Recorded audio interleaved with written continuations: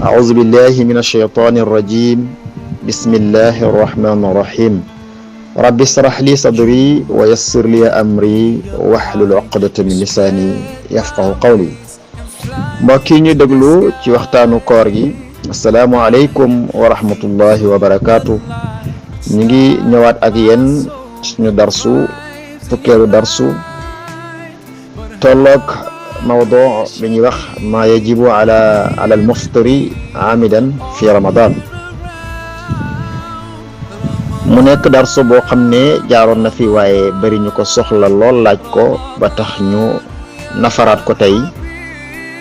mu nekk mawdu bu am solo lool ñaal ki nga xam ne dafay oor mu ñëw ci ay faram-fàcce yoo xam ne ma yajibu ala al muftiri amidan fi nahari ramadan li nga xam ne moo war ci ki dog ci bëccëgu weeru koor nga gis nag duhut ki dog bëccëgu weeru koor yépp la fay koor di war sariya islam daf ko faram-fàcce ñi ko jagoo mu tolloog ñeenti nit ñeenti façon yooyu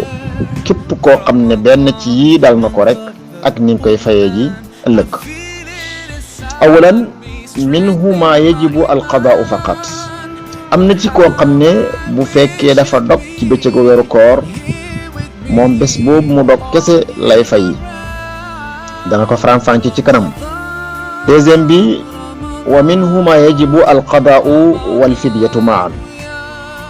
ñaareel bi mooy koo xam ne bu dogee ci bëccëgu weeru koor moom dana fay bés booba mu dog waaye dina fidiya buñ ko waxee mooy dafay lele ab ñam loo xam ne mun naa suur ab jullit. troisième bi te mooy ñetteel bi mooy wa minhu ma yajibu al fidyatu faqat am na koo xam ne bu dogee bëccëgu weeru kooram moom fidiya rek lay def mooy joxe ab ñam du fay bés booba. ñetteel ba wala ñeenteel ba mooy quatrième bi wa minhu ma yajibu al qadaau wal kafaratu maan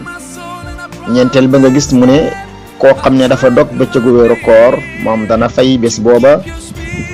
waaye dina kafaara itam ànd ak fay booba. léegi nag mu ngi ñëw ci faram-fàcce yi ana kan mooy ki nga xam ne moom dafay fay kese du kafaara du def leneen.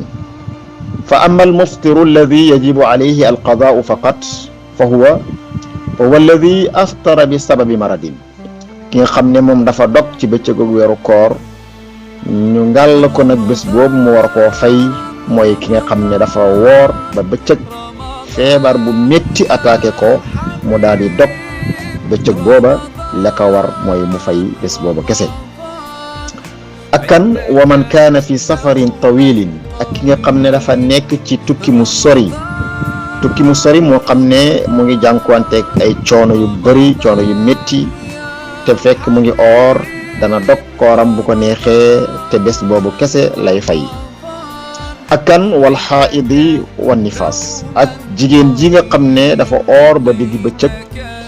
mu daal di dog ndax lan règle bu ko dikkal wala jigéen ji nga xam ne amoon na doom yaakaar ne set na jékki-jékki gis deret ci moom dana dog te benn bés boobu lay fay. kon nga gis ne yii ñooy ñi nga xam ne danañ fay bés kese boobu nga xam ne moom lañ dogoon. léegi nag incha allah danañ ñëwaat ci ñi nga xam ne danañ fay ba pare fidiya ak ñi nga xam ne dañuy fidiya kese